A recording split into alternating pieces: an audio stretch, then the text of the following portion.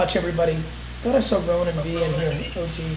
Just want to say what's up to him. He lost it. Anyway, nonetheless, I'm really happy to be here. Thank you, everybody, for joining, and Paolo, and everybody in here. Thank you so much. And yeah, tomorrow's gonna be interesting. You know, like the Web3 stuff is no joke, right? You know, I look at the Zed drops. You know, Top Shot and Roham and those guys and gals have built something incredible. They pushed back 2 hours today with a trillion engineers, so it's been a challenge. And just a huge shout out to the NFT 42 crew who I'm working with. We're going to announce a new platform called Nameless tomorrow, along with this launch. So that's been exciting. Real on-chain gang. Learned a lot. Super excited about it, and was looking forward to this Clubhouse. And just great to see so many people in the chat that I'm friends with, you know, that I admire, that I'm just glad are here tonight, and I'm ready to answer things and jam and wherever you guys want to take it. Hell yeah, I mean, that's awesome. Look, I got sent the tweet that you're dropping tomorrow at 5:55 p.m. Eastern Standard Time. For everyone in here, that's at 2:55 on the West Coast, and I believe in the UK it's 10:55 p.m. And for a lot of people, I guess that's even better than the original 8 a.m. But why don't we start by telling people where they're going to be able to find this drop and all that good stuff, like maybe the yeah, it's going to be on VeeFriends.com. I wanted to, you know, I'm building out an intellectual property. I think that is going to be the NFT legacy. I think, well, I think there's going to be a million things, excuse me, but one of the things I'm most excited about is I view the NFT platform the way I think movies and video games and books have been, and cartoons and toys have been looked at in the past. You know, anybody who follows me somewhat closely knows I love garage sailing, I love pop culture, I love baseball cards and action figures and comics, and you know, I built VaynerMedia to buy nostalgic brands and IP. It's why I did the K-Swiss deal, because it was an old school sneaker brand. And like, for me, I just never thought that I would have a, you know, I didn't think of myself as like Angry Birds. Like, I wasn't gonna develop a game, that wasn't in my DNA. I wasn't gonna develop a movie. I wasn't gonna write a fictional book. Like, there was just no path for me to create my own intellectual property that I thought was authentic to me and comfortable, and I felt that I could nail. There's something about the NFT part and the way I'm doing it that falls a little bit more into, maybe more into like the Magic the Gathering, Pokemon realm of like cards with characters that really feels real to me. And so it drops on VeeFriends.com, and I'm pretty excited about it. That's so cool. I mean, I think the whole NFT world is excited about it, Gary. that 1 week push and wait made everyone even hype. Had everyone hyped up even more, but I think it really had everyone even think about the metrics of your drop. You know, like you were very secretive about it, only showed a selected few, and we were all tweeting like, "Oh, we saw this drop. It's really cool," but nobody really got to see what the drop is. And I think it was awesome that you kind of, you know, you put your website out there. Yeah, once I knew that we weren't going to make it, and I just felt like, you know, it's funny, I come from such an e-commerce background and kind of went through that Web 1 to Web 2 world, and we're just so spoiled in Web 2, right? Like Amazon services and fucking Stripe and like Shopify, like, you know, I just really didn't feel like it was prime time. I think a lot, you know, I also am empathetic. Like, I know a lot of people that are going to look at this are going to be first time, and I just really wanted to have it right. And so once I realized we weren't dropping last Tuesday, I was like, okay, Wednesday, I don't remember anymore, but I was like, I'm not gonna hold back the information. Like, I wanted to hold back the information in Dutch because I was extremely scared, because I had so many friends talking about supporting me and this and that. I was like, man, are like people gonna buy these up, like, and just resell them? Like, how do I protect some people that have really just put together the 0.5 to 3 ETH, depending on I Dutch auctioned. I was worried about them going high. So just thought about a lot of stuff, thought it was the right move to put out much more information about the project. I think, you know, it was very important to me to create like the conference, some of the access stuff, the gift codes, the hangouts.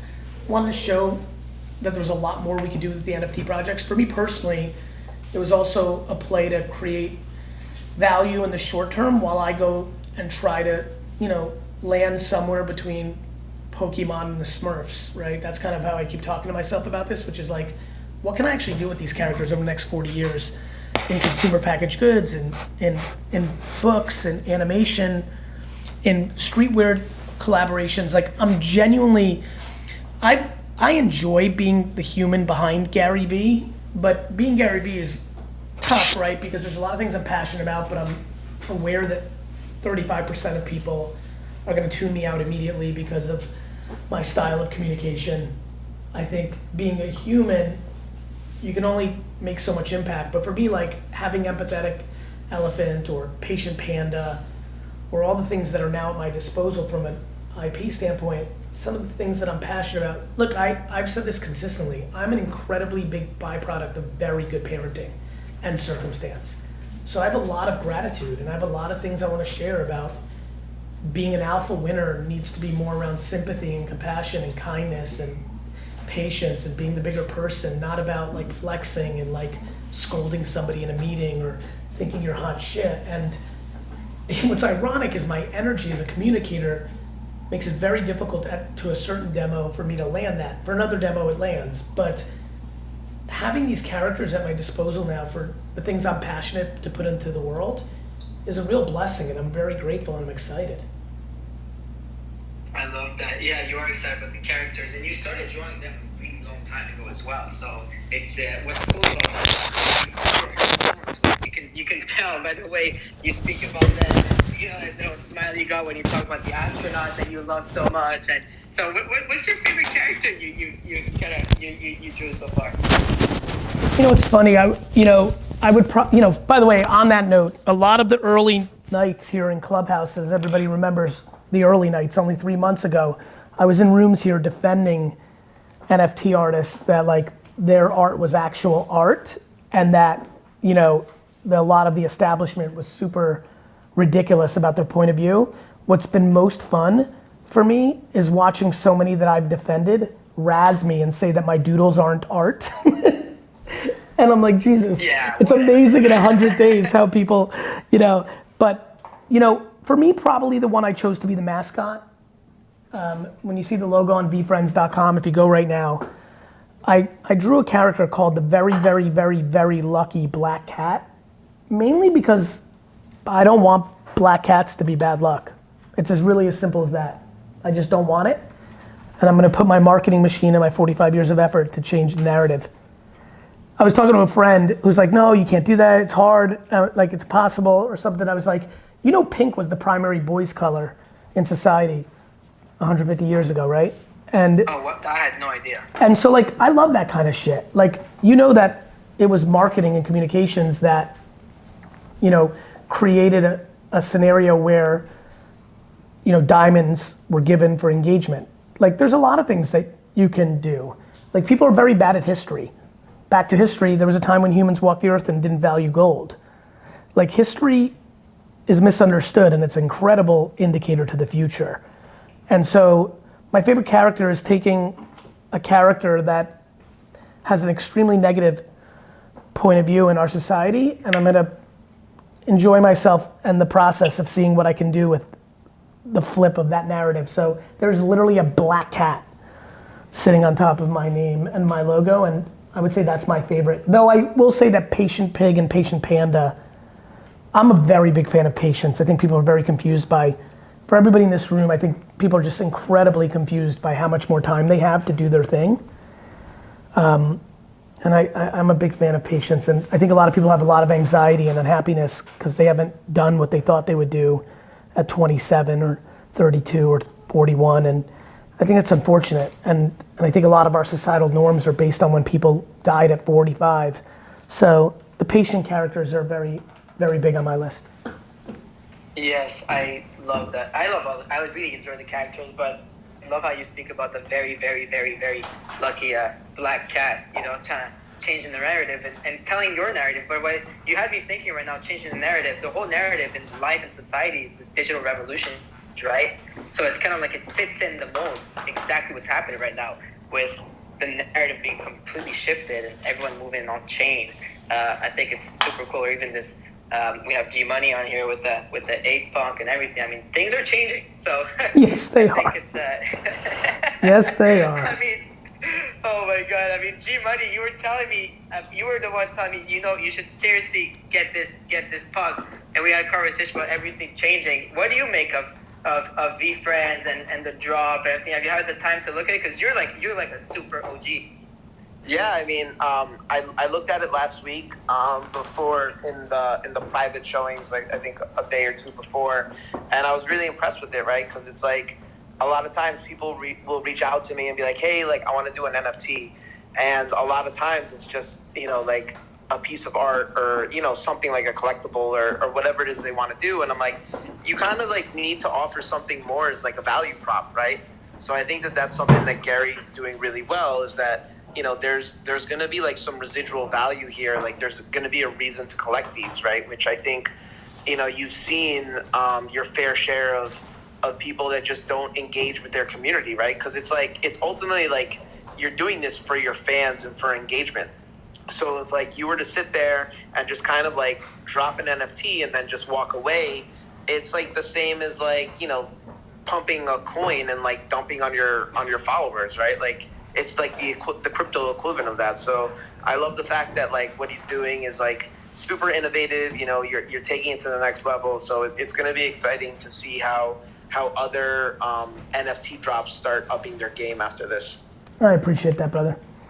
Yeah, I mean, I think, I've been dropping videos of me talking about ETH in 17 and 18 just to give people a little context. Like, I think I'm so loud that people forget that, I try, why in the world would I ruin my reputation? So I try not to talk about shit I don't know, and I watch and I wait for that moment. And, as you know, G Money, we met a little while ago, and me and AJ have been on a very deep dive versus a casual dive. And first I spent an enormous amount of time on punks and just all the different chains, and just getting a sense of where I felt comfortable. Like, I mean, this has just been the story of my life, right? Like e-commerce, all the OG liquor store owners made fun of me.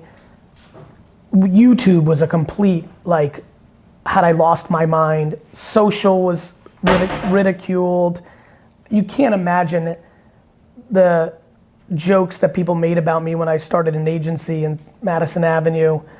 And, I have a lot of compassion to why there's cynicism or doubt, but it's an incredible oxygen for me. Like, I feel like my whole career has been led up to this moment. Like, I love creation. I mean, I created myself in a way, right? Like, I love character creation. I love this. I understand it. I mean, I literally garage sale to buy pop culture, right? So I feel extremely prepared, and obviously I care about the short term, and I created a lot of offline triggers to make sure I support people that support me to the best of my ability. But this is for me a very long game, like dramatically longer than I think anybody, even as my inner circle started like peel away their time with me over the last 3 months. I think people got a little bit more, oh, okay. And so I'm excited. I'm genuinely excited. I'm like so nervous because I think tomorrow I'm worried about like that first hour. There's always like, just reading the Zed and Top Shot comments every day like scare the shit out of me because I'm gonna want to reply to everything tomorrow. And I have a whole bunch of noobs. So it's gonna be a really interesting day, but I haven't felt like this in a long time. Tomorrow's a little, I haven't been nervous in a little while, which means I'm really onto something, so I'm excited.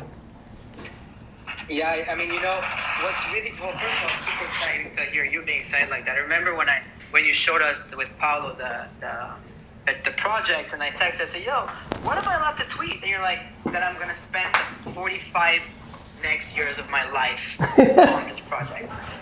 And I was like, that is bull, and I fucking love that. We've hosted, we've had a chance to host Paulo a lot of drops, and a lot of the times it's just kind of, there's a lot of, it's deceiving, right? It's deceiving. And I think you're setting, like when it comes to people with, you know, with influence and following from the outside, and you're like, damn, I wish you had added a concert ticket to this. I wish you had added something, some utility to that, because a utility can be more than just what people think. It's just access. You're tokenizing time and access in such a brilliant way, right? Because whatever people buy tomorrow at 5:55, it's going to give them different level of access to you in a way.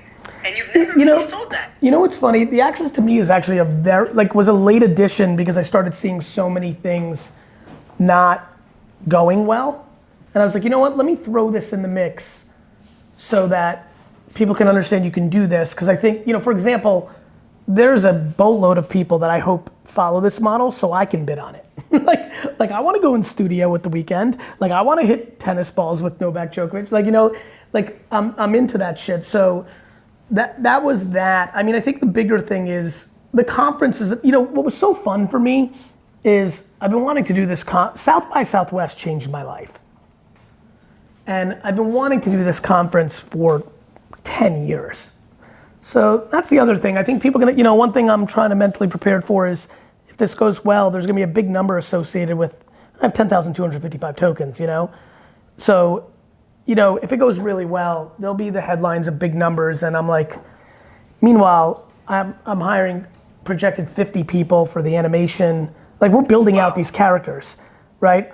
These are hefty 7-figure cost, you know, even potentially 8-figure costs on VCon, the conference that comes with every token. So my accountants were baffled when I told them, when they projected the floor of this project, and I said, look, we need to talk about what happens if we lose money on this. And they just couldn't wrap their heads around it. I was like, look, this is a corporation. You know, I don't have the, you know, Beeple and many others who I admire, like they're selling as artists, and you know that's where it stops and starts, which is incredible, and kudos, and I think there's so many great projects.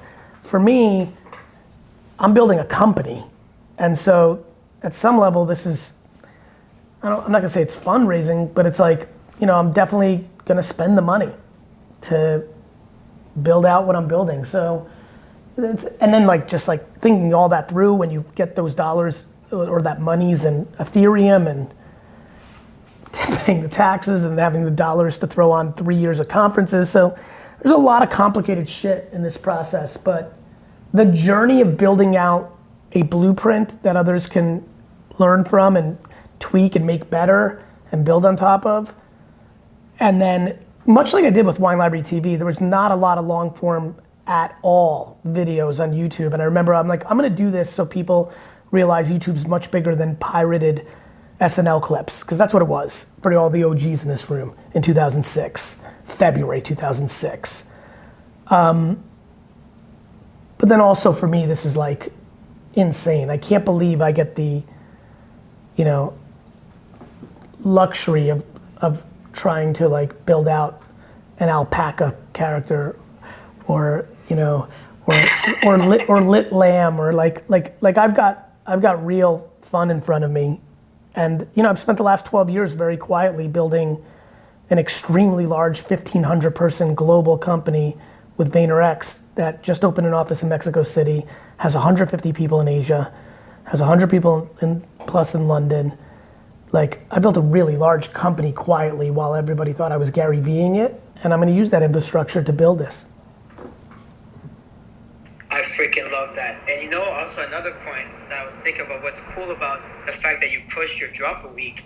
I mean, your fans made a heck load of money with ETH going up, because you had like 100,000 people learning on Discord.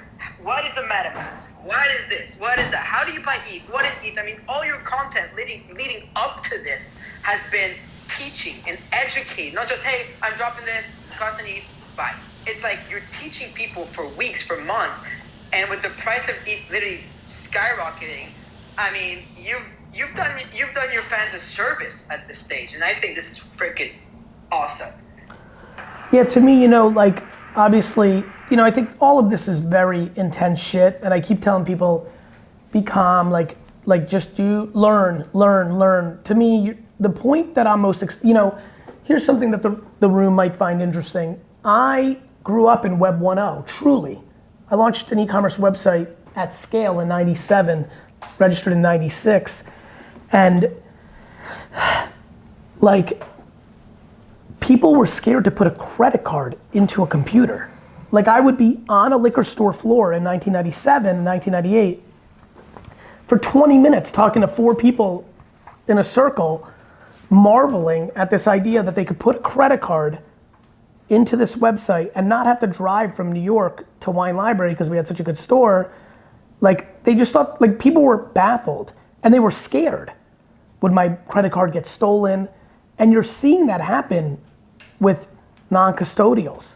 Like, people are scared. People are scared to like connect. People are scared to like lose their seed phrase. People are scared that they might click something and they'll get their stolen. Their laptop gets compromised or hard drive. Like, there's fear. And you're right. I mean, like, one of, you know, by far the best part of this journey is I respect the OGs, and it's funny to say the OGs, but the OGs of 2017, 18, the Larva guys and Jim, NFT42, and, you know, Roham with Pick Kitties and now NBA Top Shot, and many, many, many other women and men. And like, you know, many of them have DM'd me in the last month every single day and said, you know, I just thought you were another one of those people. I didn't really know your stuff. I heard of you, or I saw one Instagram, thought you were dick face. And, you know, and, I've gotten that.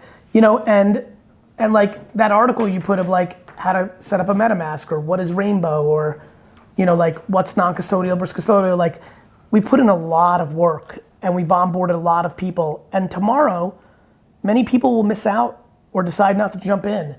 And either they've made money, to your point on ETH.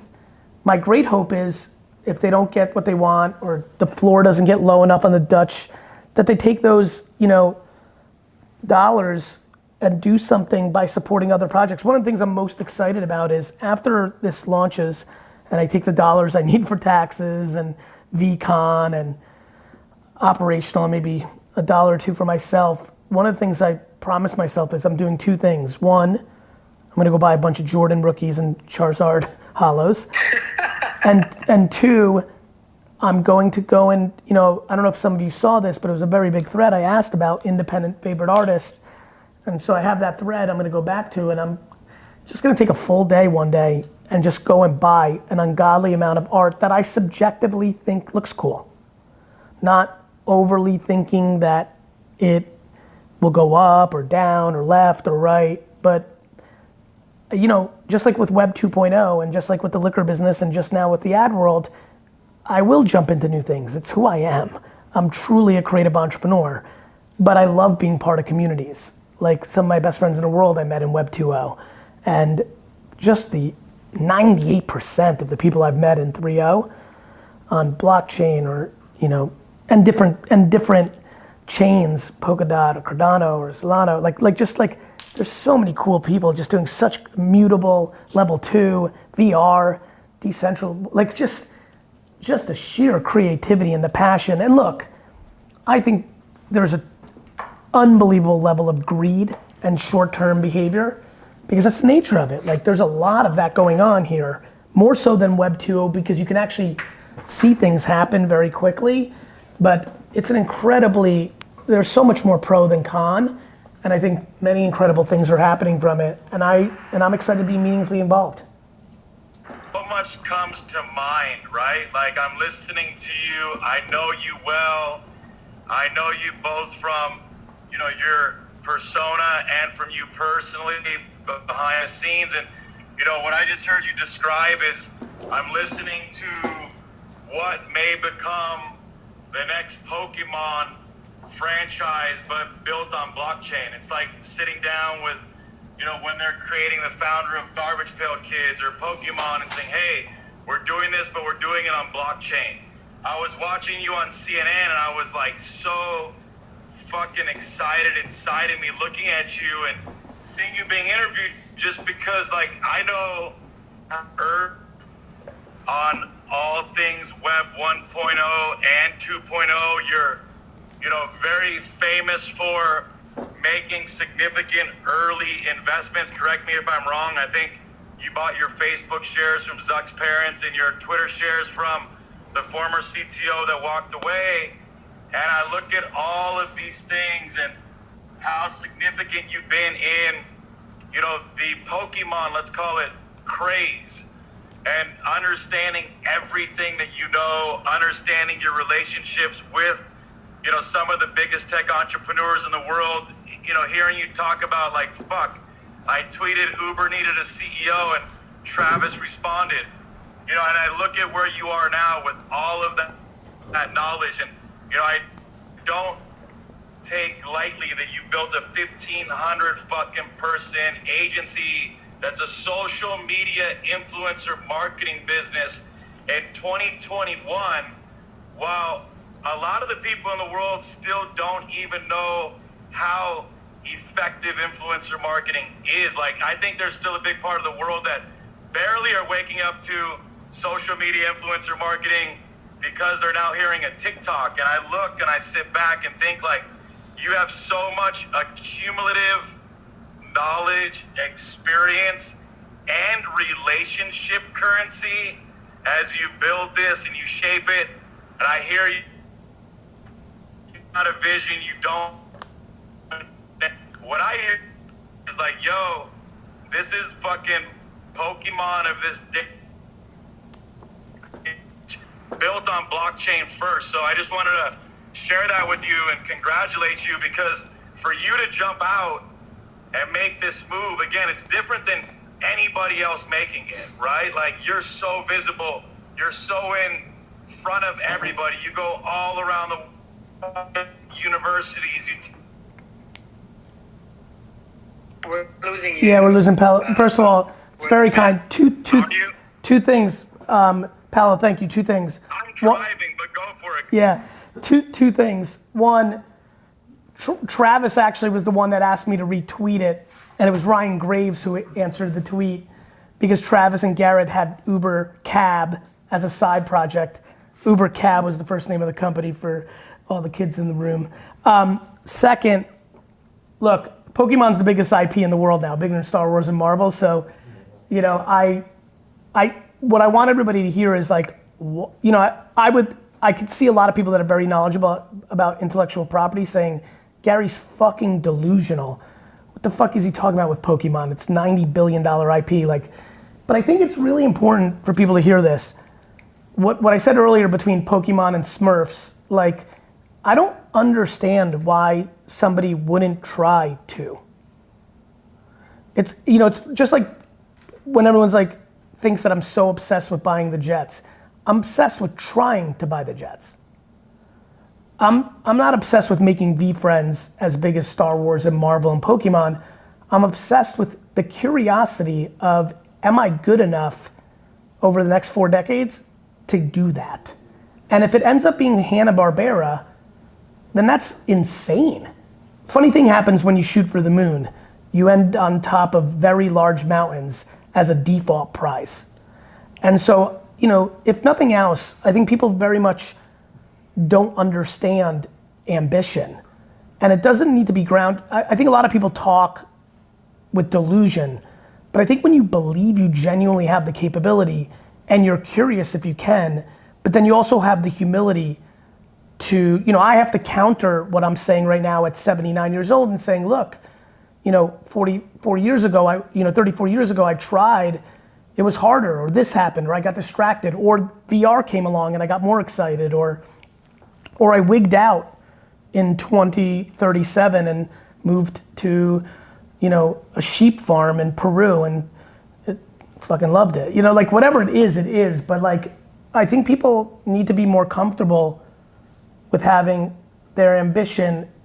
I think equally, I think a lot of people talk a lot of shit. Like the amount of people that roll up on me and say they're gonna be a billionaire, and I ask them 3 questions and they're such devastating answers. I'm like, bro, you need to focus on being 100,000-aire, you know, like, and so I think that there's a balance there, but yeah, I'm very excited, and I'm 45 years old. I'm such a major product of Americana commercial, you know, cartoons making toys, right? Thundercats, He-Man, Transformers, RoboCop, Alf. Like, you can't imagine how in the pocket of IP creation, the A-Team, WWF, happened in front of my eyes when Vince McMahon taking over his dad's business. Like, this has been in me the whole fucking time, and there's a lot of content.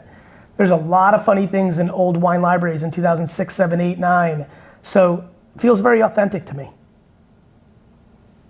It is. It sounds very authentic. I'm telling you from a third-party perspective, and it definitely looks just as authentic when you just look at the website you put together.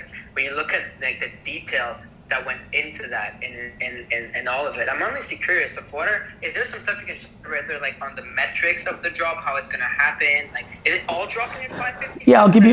Different time set up. Yeah, I'm dropping it at 5:55 p.m. You know, it's moved so much now that we're here. 5:55 p.m. tomorrow Eastern.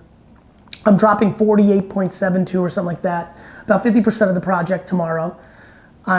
It's a 5-day drop event. So actually, let me pull it up because the Clubhouse is getting the data. I'm sure I see a lot of people from the Discord in here, so they'll share it. Though I've shared this in there, but it's about 50%. Let me give you exactly because here it is. 48.72% of the tokens tomorrow, 19.996 the next day, then 11.80, and then 9797. So 5-day event, about half tomorrow. I'm excited about it. Wow. And it's gonna be 5:55 p.m., 20-hour auctions, Dutch auctions. Give us a 4-hour break before we reboot the next day. So that's kind of how I'm planning to do it. Just for everybody to know, a Dutch auction is the reverse of the auctions you used to see on the English auctions. They go down in price as they get bought out. Exactly like the Larva Labs Meebit drop happened. It was going down as more Meebits were being minted. So you capped even how much you can make on that. And I think that's cool, right? Because you said, I don't need a headline saying dinner with Gary sells 2 million. Yeah, I just want everybody to be. By the way, I've been dropping the prices all day. Like as ETH Is went. that because of the price of ETH? Yeah.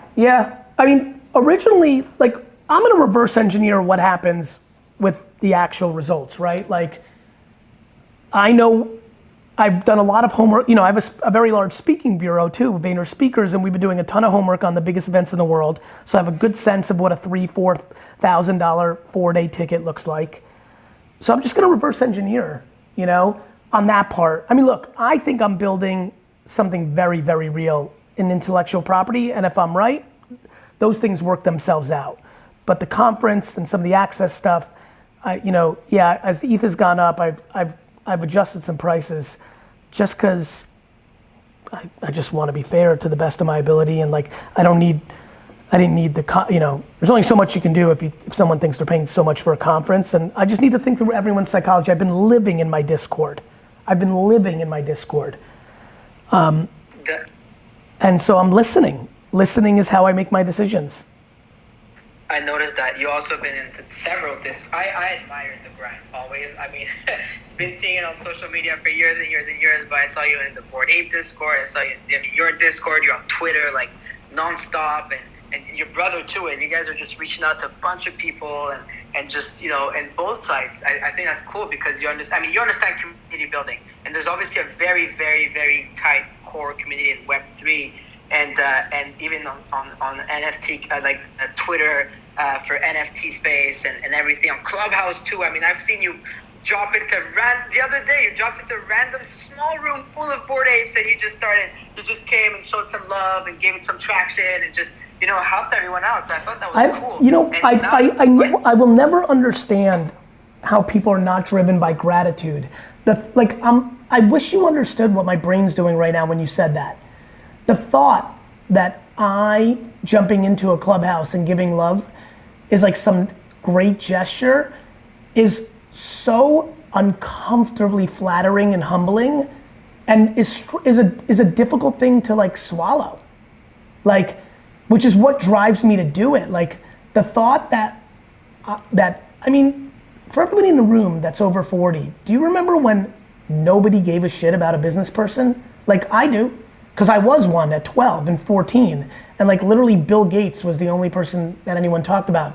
And he was such a fucking nerd, I couldn't even get my head around like looking up to that, you know, it's like, you know, but like the fact that entrepreneurship is, you know, like so there, like it's crazy to like feel like that. And like, of course I want to give love. It's why I always stop. It's why I always talk. It's why I want to do stuff like that. It's why I've DM'd a trillion artists and saying, what's up? It's so, I mean, the talent. Look, it's very funny. A lot of people are, a lot of people like my doodles, but a lot of people are razzing, and I get it. They're not, like, it's not the most complicated thing of all time, but I really like them. And like I really think they're good characters. And like, oh, by the way, Snoopy is not so fucking complicated to draw. Oh, it's not so intense. And so like Bart Simpson's not the hardest. And so like, and by the way, Bart looked ridiculous the first season on Tracy Ullman. That shit upgraded. And if you don't think VeeFriends are gonna upgrade once I fucking blow this out and steal all the fucking animators from Disney and Pixar, you're fucking nuts. So you can make fun of my early fucking renditions, but like, I'm not fucking around here. And when fucking Accountable Ant shows up on book bags and Rare Robot is flexing all over graffiti, like everyone's gonna remember this Clubhouse and be like, fuck, he really did it. Yeah, I love that. But at the same time, like, who are we to say what is nice, what's not, right? Art is subjective, and art is what you're true to. And it doesn't matter. I saw some people on Twitter, we all saw that, but at the same time, it doesn't mean anything. I remember even seeing O'Shiny tweet, and he was saying, and he's a very large collector and a great person, and he was just like, it doesn't matter. What Gary Vee's doing is beyond even the art itself. Well, that's been the part. By the way, that's been the most fun for me. I almost feel like I'm doing like a Muhammad Ali Rumble in the Jungle rope-a-dope. I think, which is exciting because it's really working out for me. I wanted to show that there was so much more in the technology of NFTs, right? Big shout out to Aaron Battalion, an incredible, developer who's the CTO of Living Social, who made me buy Ethereum in 2016 at South by Southwest and really taught me. He's like, this is how it's different than Bitcoin. It's a platform and like, the reason I have videos in 2017 talking about, people buying homes and leases and contracts, like, was because of him and the learnings I did then. And, that was very important to me in this project, but I'm excited because right now the attention is on VCon and Gift Code and sitting courtside with me and dinners and all this random shit. And meanwhile, I'm like, okay, good. Now everyone's paying attention to that. For the next 3 years, let me go build Raggedy Ann. Let me go build Shirley Temple. Let me go build Popeye the fucking Sailor Man. Let me go fucking build Super Mario. Like, it's gonna give me time, and I'm gonna fucking do it. Oh, yeah. If you definitely sound like you're gonna do it, and we know you're gonna do it. Because so far, everything you said you do, you did. I've only been following you for 6 years now, which I think is a lot. But it's every single call, everything. It's funny because they laughed at you too, and I tweeted about that 2 days ago. They laughed at you too when you defended Facebook $1 billion acquisition of Instagram, right? And it's funny because right now the same people are laughing at the NFT space and this and that, but I genuinely think that the people are going to be laughing at the people on the stage. Now on the flip side, before everyone here gets too high on the Kool-Aid, like, the investments of a lot of projects are not going to work out. It's not that they're not good projects, it's that the supply and demand is going to be completely impossible. Like, let there be no confusion.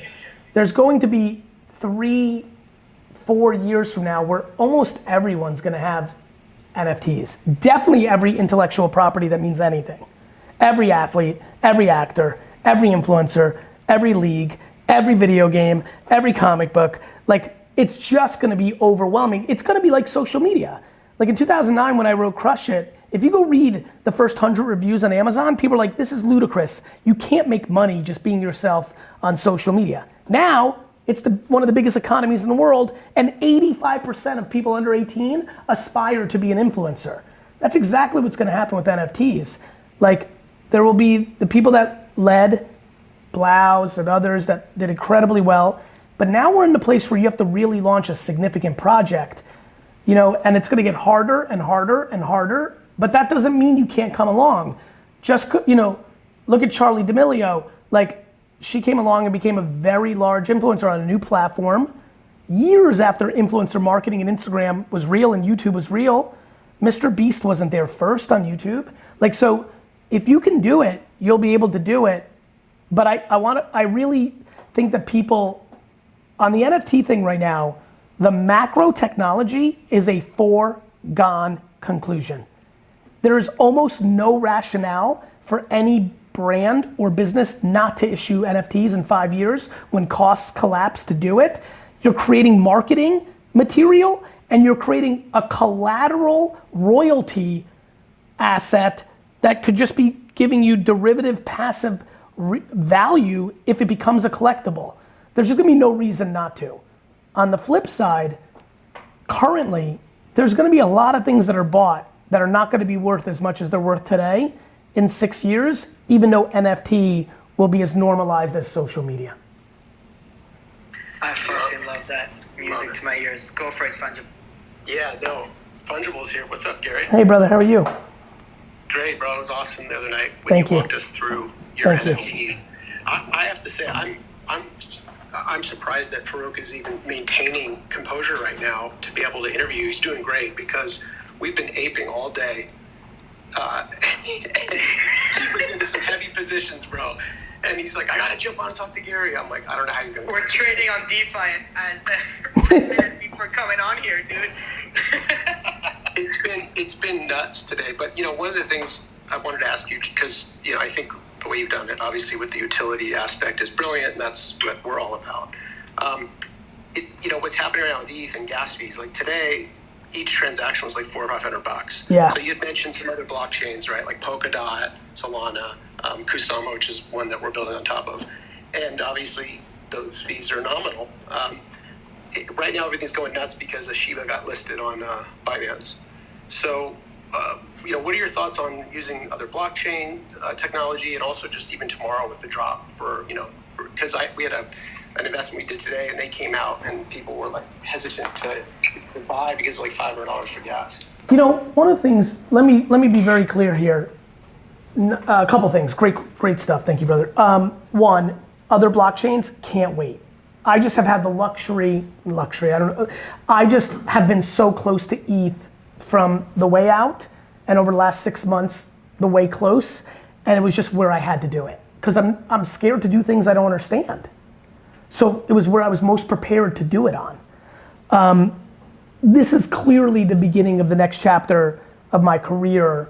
The NFT thing, it's funny, trading finance, like one of my favorite communities in the world is the Bitcoin community. I think that community is just legit, stick together, lots of stuff, and like even beyond the financial ramifications of the value, love to watch that community. I bought Bitcoin in 14. Bitcoin is kind of like stocks for me. Like I don't buy Wall Street stock. It just doesn't happen. I never do it. I don't like that. I like tchotchkes. I like sports cards. I like things. That's what I like. So for me, NFTs spoke to me. So, what I'm excited for this next chapter for myself, and I feel like, AJ and I are we'll be announcing very shortly after VeeFriends a fund. So we're investing in companies in the space, an NFT only fund. I'm working on significant things in the Vayner world on it. This is gonna be a very big part of my life, which means, to your point, Polkadot, which I'm very curious about, like I wanna know everything, and I will. I'm busy as shit, which sucks. Like it's not gonna be 2007 where like I had Wine Library cruising, I had Brandon Warnicki, my best friend and right hand, running the company clean, and I was able to actually spend 15 hours a day in it. I don't think I have that luxury this time around, so it's gonna take me more time, and it's fucking a lot. Like it feels like, you guys know this, every 72 hours it's like, oh, you don't know about this? You suck. I'm like, fuck. Like, it didn't exist an hour ago. Like, I'm sorry. So like, there's so much to learn, but yes, first of all, I have to be very thoughtful of what I do with NFT drops. I'm pretty committed to VeeFriends for the rest of my life, and so if it goes sensational, 3 years out, could I see myself doing a series 2? It's run through my mind. One of the things I've been worried about is so many people blocked out from this because of the price, the way ETH has evolved, how expensive my company is to build. So I've been thinking about a low-cost token in VeeFriends world at scale. Doesn't give you access to Beacon, to be unfair. I have to think of that through, but that's probably where my head's at most right now. I'm like, what's the half a ETH thing that I can put out that everyone can get involved in? So it's kind of like, it becomes this cute little, like, you know, I don't know how many of you were with sports cards, but like every year cards would come out, but then people would get traded and new rookies would come up. So there'd be that mini like updated set, tops traded, Fleer update. So like, I was like, oh, maybe I'll do, you know, so, you know, I think, and maybe that doesn't need to be on ETH, by the way, and maybe it does, and like, but to answer, I'm going long-winded because I'm enjoying myself jamming with everybody here. Yes, I feel like it'll be very unlikely for me not to get involved. And more importantly, one of the reasons I keep bringing up Polkadot, on surface level, I understand that they believe in a world that I think I believe in, which is, this is not a winner-take-all world. I don't think this is ETH or Flow or, you know, Solana. Like, I think that there are multiple chains that matter in a decade. And I'm excited about that. I want to learn everything. And as far as gas prices, I'll use this platform to say something I haven't said. There's a part of me that'd be just as excited if everything hit the floor and nobody bought a damn token. Because I know exactly what I'm going to do. And so, like, I'm excited by whatever happens. And if people balk because of the gas price, I'm empathetic to that, because nobody should spend any money on anything that they're not educated on, believe in, fully about. And I have no entitlement to what should happen tomorrow. It could be a massive quote unquote flop. For me, if things sell at the floor, I'm thrilled. Of course, I make more money if they don't. That's fine. I'm an entrepreneur. I'll take it. I'm not going to cry about that. I'm happy. But, you know, if they all just sit there, you know, look at Mooncats. That shit was discovered years later. If they all just sit there, I'm still trucking to what I'm doing, and I have a funny feeling as I start announcing what I'm doing, different things will start happening. So we'll see. That's awesome, bro. By the way, if you want to check out what NFTs can really do, like crazy technology, let's chat. I'll hit you up after. Yeah, I'm really excited about what you're doing. Like, you know what's funny is I started getting real serious in the winter, and then I went into, like, it's funny, I didn't know this about myself. Now I'm completely sure about it because it's the third time I'm doing it. I didn't fucking own a computer when I decided to launch WineLibrary.com. Did not own a computer. When I saw Web 2.0 and personal brand and content, YouTube, Twitter, I had never given a speech. I got a D in speech in high school. I never was a personality. I don't think I've ever been to Los Angeles when I filmed the first episode of Wine Library TV. Never thought of myself as somebody that people would know, but I jumped in and went full throttle, Gary Vee'd it, right? Here I am, and I realized what was happening, and I immediately went into project mode, and what it taught me was, fuck, I only learn from being a practitioner. The only way I'm gonna really know this shit the way I need to know it, to invest, to consult, to be about it, is to launch my own project. And so that's where I've been deep from an Ethereum and my own project standpoint. Rainbow Wallet, non-custodial, custodial gas, but I can't wait for this summer to like really go on that learning tour. And I think having an investment vehicle like AJ and I, Phil Toronto, who might be in the room right now, who's been my guy. Phil Toronto, the reason Vayner RSC, my last fund, went into Coinbase, and Roll. Like, we've got the right team, we're a family, and we're gonna go at this hard, and you know, I'm sure we'll be talking. Oh, I can't wait, that's for sure. And I'm sure everybody else, I would never, ever, I know you're nervous about it and you don't know what to expect, but personally, I could never see this ever be a flop just because of the amount of work that's been put behind it and the amount of how every single person is talking about it. I mean, and in a good light as well. I mean, it's really it's a big thing. I mean, if there's one person, I mean, we've been here trying to sort of build a bridge between the mainstream and the NFT space, right? And in every way we can.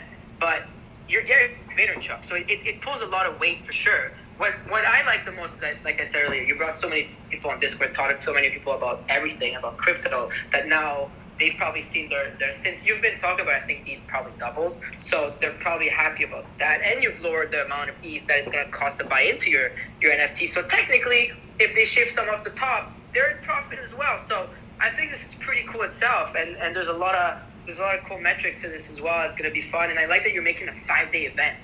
This is really interesting. Was there like a thought process behind that, or why was it 5 days long? Because I wanted to be able to see I think there's a lot of, there's two groups I'm worried about. And when I say worried, I'm beyond humbled and flattered that these two groups are there. One, the true OG whales who actually, I think, have every day steadily over 3 months gained belief that I'm not full of shit, and they know this project is on the amount of coverage in the mainstream media, like they know. And so I know if I was a whale, exactly what I would be doing with this project. So I think they're smart. And then the non-crypto whales that are in my life who've been bombarding me, who I've had like, big shout out to Nick Dio and Tyler and others who've been helping people learn how to get a Coinbase, and who are like blindly in support of me. People have been asking to invest in me for a long, long time. So I was like, fuck, they're gonna block out people. So one of the reasons it's a 5-day event is I wanna be able to adjust to what happened. I wanna spread it out. I wanna like think, here are things that I've done in the last week as I've felt the momentum build. I've held back more tokens so I can give out free tokens to people who couldn't afford it in my Discord. I've lowered the price of my starting price of a lot of tokens. You know, I'm trying to do the best I can in a world where you can't control a lot once you mint and go on chain. And another thing you pointed out is there's absolutely zero fiat involved in this. That was important to me. I think huge shout out to Roham again, OG, big fan of Flow, big fan of NBA Top Shot, completely one of the watershed moments of this era. And them and Bitsky, I love what Donnie, Bitsky's awesome. Like there's a lot of people doing epic fiat shit. For me, it was important to do a pure play on chain, you know, like I just wanted to do it in a way that I knew would teach. I know who I am and what my contribution can be. And I knew that I could destigmatize and eliminate fear and help a lot of people learn. The whole Ethereum price increase. I mean, I've gotten hundreds of DMs today in my Discord, like, Gary, I'm sorry, I'm not gonna buy Ethereum to the moon. And I'm like, great, like do your thing. Like, I'll be fine. And trust me, if you don't think I'm gonna try to stick it to you to outpace the currency, I will. You know, like, but I'm really proud of that. I really think I taught a lot of people TikTok and LinkedIn. Like, I live for the admiration I get in my DMs and email. It's the best feeling. Do you understand what it feels like for hundreds of thousands of people to communicate to you that you did something nice for them and ask for nothing in return? I feel like the karma, you know, what did I call my karma character, Andy? What's karma? Kudu? Is it a kudu? Is it karma kudu? By the way, the best part of the project, I don't think it's kudu. No, I think it's a bird. I'm gonna double check. Kiwi, it's the karma kiwi, because I wanted to give a huge shout out to New Zealand that I think does incredible stuff it's a kiwi. Like, I think the karma kiwi shed its wings on this one for me. Like, the fact that so many people are gonna win on this project without even buying anything because of what happened with ETH makes my heart smile. I love that. And I love the karma kiwi. I think it's awesome. How about the gift goat? Well, You said there's some pretty insane shit behind it. The gift goat is crazy. The gift goat is a token that when you buy it, the contract says minimum 6 times a year, over 3 years, so 18 times over this life cycle of at least the off-chain events, I'm gonna send gifts in the mail to people. It's going to be a fucking bananas show. I'm so excited about it. But that's the other thing. Like, again, when it gets a big headline of the revenue this project makes, nobody's thinking about the $300,000 in salary of the 2 people that I need to hire just to buy shit for Gift Goat. So this is a real undertaking. I decided to go fucking for it. But yes, Gift Goat, I think somebody's gonna take the Gift Goat model and build out an entire game just on that concept alone. I was so, you know what it was? I was so affected by Woot. How many OGs in here? Hit me up on Twitter right now if you're listening. If you remember Woot.com, which was absolutely the precursor to Groupon and Living Social, and Amazon bought it, WOOT, and they had like a surprise box, and it was like just the greatest. You would just buy it. I do it with secret wine offers all the time, like with wine text. Like, there you go, KJ. He remembers, let me just follow KJ here. That's been the other part. It's been so fun to like, I've completely upped my community game on, let's go, Michael. Love this. Montgomery, who's been great. Yeah, Twitter and Clubhouse, the perfect, like. And Crystal remembers it. Anyway, that's kind of how Gift Goat is. Like, and remember, that's what's so fun for me. Gift Goat's gonna start at 15 ETH, floor of 5. I'm gonna look at how it plays out, and I'm in control then of what comes. And so, it's gonna be a fucking blast. Like, I'm just so, I don't think people actually understand my energy behind this project. I really don't.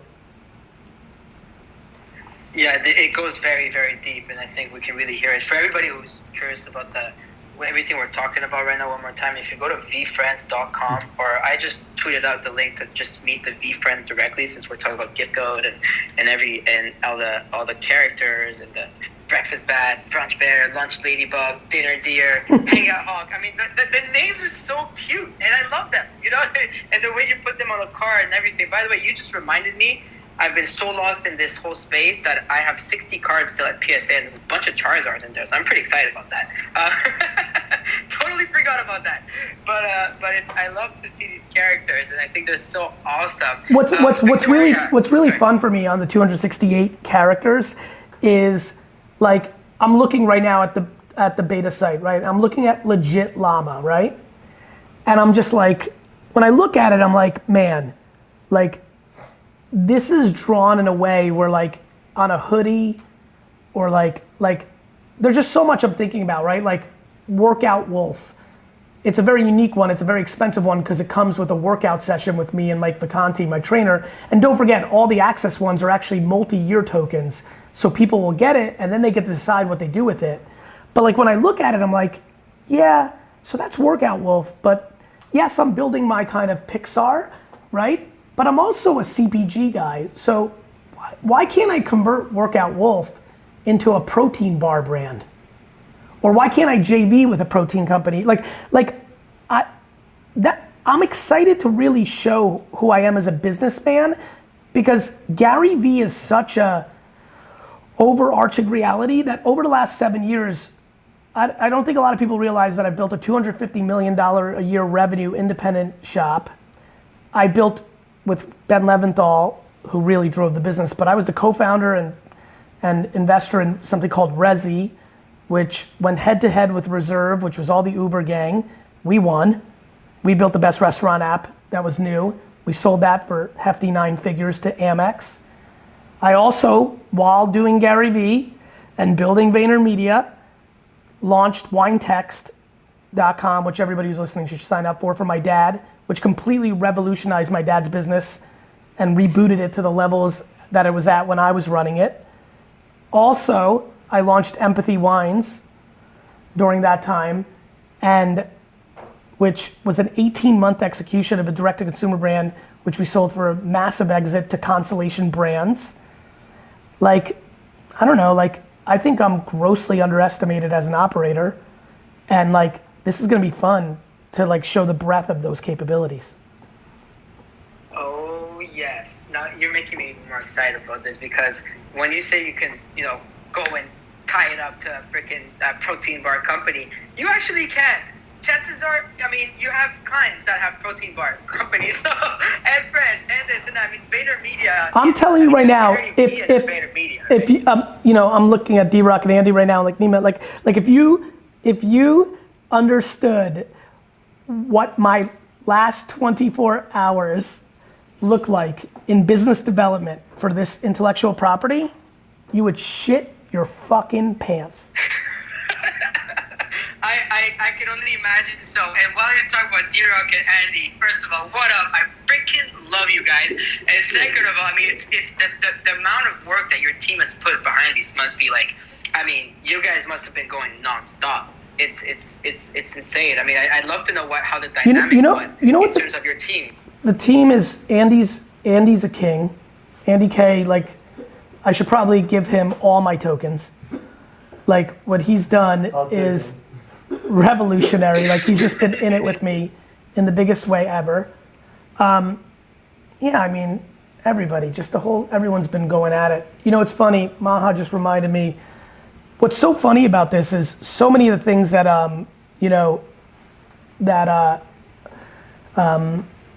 this is about have a lot of nuances to what I did a year ago in the All In Challenge. You know, Michael Rubin created All In Challenge and I really was kind of a wingman, and we raised over $60 million to feed the hungry during COVID. And it was all access, right? It was like bid on this and get this with this, or be in a movie with Leo. And it's just so funny, all your things, how they go, right? Or you know, going back to like my shout out to Andy. I'm sure if Andy went on the mic right now, his shout out would be to Steele, who's just been incredible on my team, who manages my personal CRM, but has been a godsend to Andy. So like, you know, there's always a trillion things going on that get you somewhere. Yeah, it must have been an interesting dynamic, and I love that you talked about the All In Challenge, because that's exactly what it was. Like, at the end of the day, you were literally, it's again tokenizing access and time to certain things for a donation, for a good cause. And I don't remember exactly how much you guys raised, but it was impressive to see how much was raised so fast for a good cause. I mean, wow. And again, back to the dynamic with the team, I think it must be so funny one day you wake up, all right guys, next 45 years of my life, I'm doing this project. It doesn't matter. There's no board meeting, that's what's happening. Yeah, it's you know, it was $59.8 million on allinchallenge.com. I think, yeah, and I think my team's prepared for that. Like I talked to them about, you don't understand, we're building infrastructure. We're building a culture. We have no idea where this is gonna take us. Like, I had no idea that we were gonna build original IP in NFT land. It wasn't even a conversation in October. I was talking about like many other things. But they were with me when we were building out a toy 2 years ago called Workplace Warriors with these exact characters. You know, this is why like it's so, like this is what's so funny about life, right? When you see people, like this is one of the best parts of the D-Rock journey for me, is having the receipts. Fuck you, Gary, tweet. Fuck you, Gary V, you just dabbled some shit together and throwing it out there and fucking like, I'm like, cool, here's a video of me 2 years ago trying to do the same exact thing in toy form, right? Oh, fucking Gary, like, didn't know what fucking blockchain was a minute ago. Cool, here's a video from me from 2017 talking about Ethereum at length. Like, that's the best part. Like, you know, and that's why, for everybody who's listening, like, talk about the things you know. It will always work out.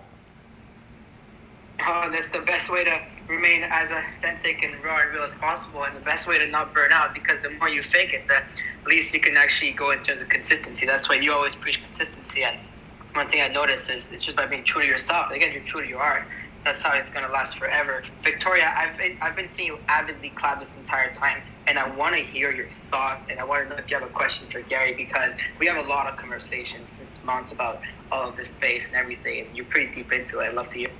Oh, thank you so much like, I'm just loving everything that Gary's saying right now, because it's all so relatable. And I want to comment on a bunch of things. The first one being how some of your NFT friends were razzing you, saying that your art is not art. First of all, I argue that, and here's why. It's not because of the doodles or anything. First of all, it is obviously your art because you drew it. Okay, that is art. Second, it's just a facet of what your actual art form is, and what your art form is business, entrepreneurship. That's your art.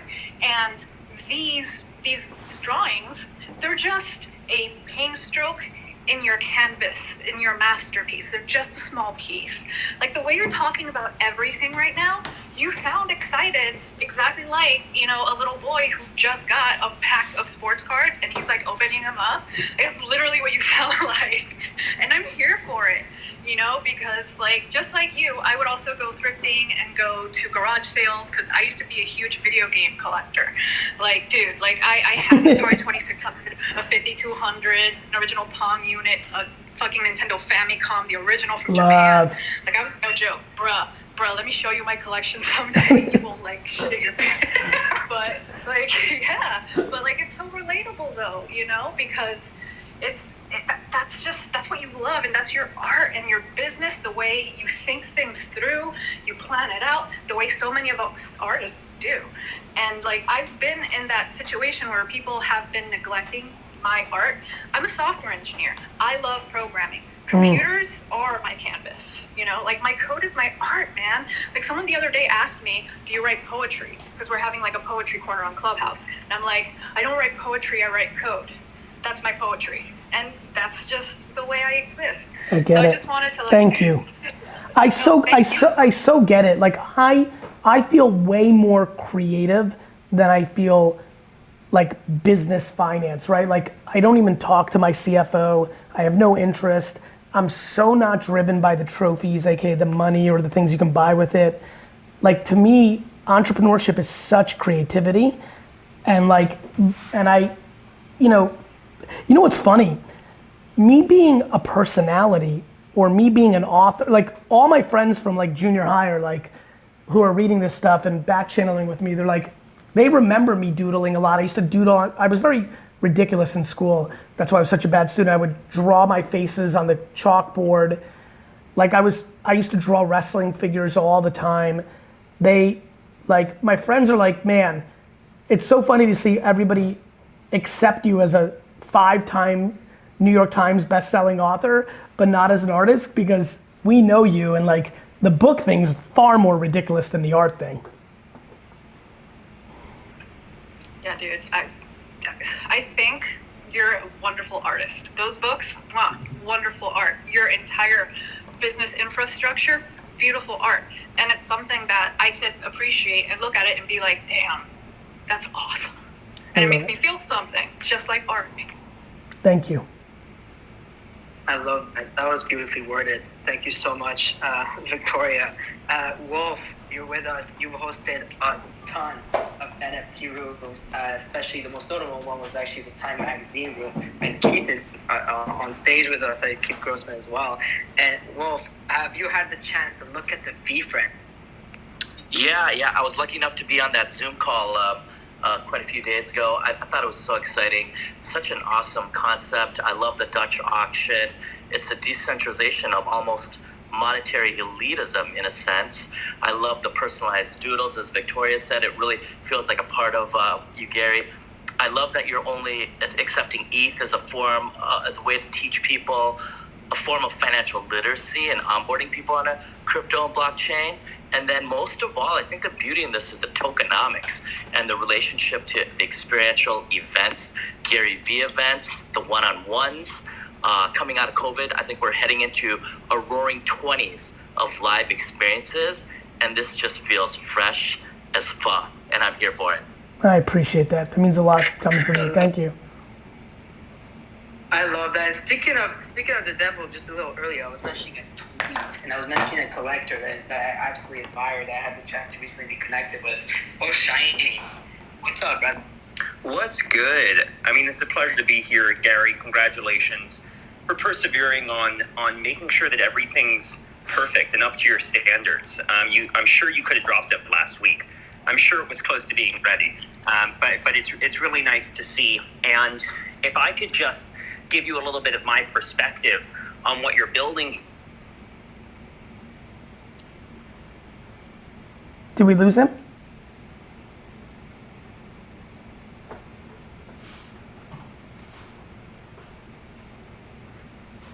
Did I get kicked out? Sure did. Is going to increase the value of this VeeFriends over the long term. I just dropped for a second. I apologize. I'd love to hear though the insight. Well, I was just saying, Gary, that really it's what's incredibly special about the drop that you're doing is not the drop itself. It's that you're allowing for community to be fostered for the next 10, 20 years. And of course, you're the central node in that. And you're going to provide that value for the next 2, 3 years. I mean, I know you have plans to provide it for 20, 30 years. But the real special sauce in this is that when everyone congregates, they're going to create their own value. And then your community is going to be able to monetize in completely different ways and create value for themselves in different ways. And then start creating value for other communities. Right, that's the long-term business that's so exciting that you're creating here for me. I appreciate it. I am excited. I feel like, I remember with Web 2.0, I felt like I was the guy, that could one thing I've definitely realized about myself, I did it with wine because wine's complicated, intimidating. I did it with social.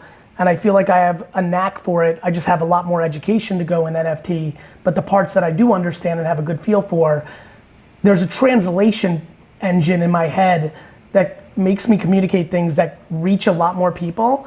Like, I got bombarded after CNBC and CNN by all sorts of celebrities, politicians, business people. Like, they're like, oh, now I understand NFTs. And so I do feel a sense of responsibility of that gift.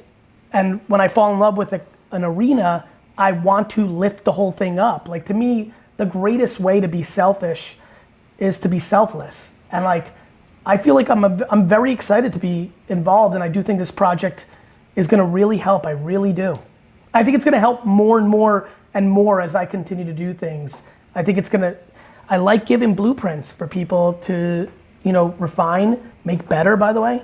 I love seeing people come along and do the content model and the community management that I've done to be much bigger versions of quote unquote bigger versions of me or small little versions where they get what they want. Because I think winning for me and success, one of the things I want to do with VeeFriends is redefine success.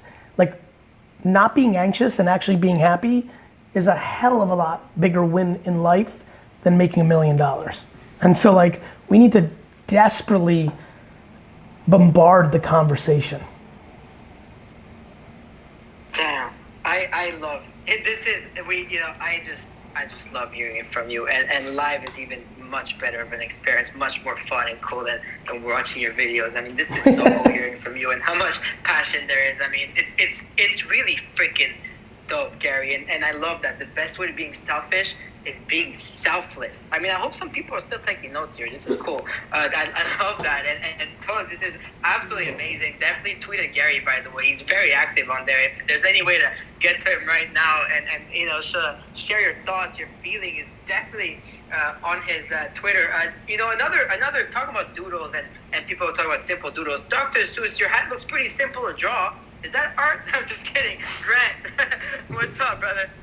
Yeah, what's up, man? Gary, what's up? It's good to hear your voice again after the Zoom call. Thank you, brother. Same. Thanks for being here. Yeah, I just, for the people listening, I think the most interesting thing about you is, this might have been last week, I was reading an article about you talking about an NFT winter coming. Mm-hmm. And leave it to you in the face of winter is coming to find time to drop your own NFT collection.